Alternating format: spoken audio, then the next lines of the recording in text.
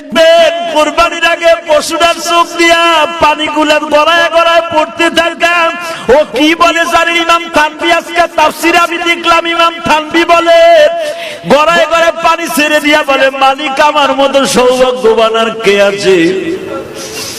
তুমি আমার একটা ভালো লোকের বাড়িতে খরিদ করলা। দেখবেন যে এই পশুগুলো কাঁদে, ওই মালিকের টাকার মধ্যে কোনো ভেজাল নাই।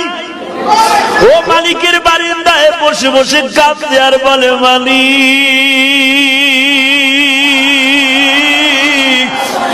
আমার ভাষা তুলি আর কেউ বুঝে না, তুমি বুঝাও।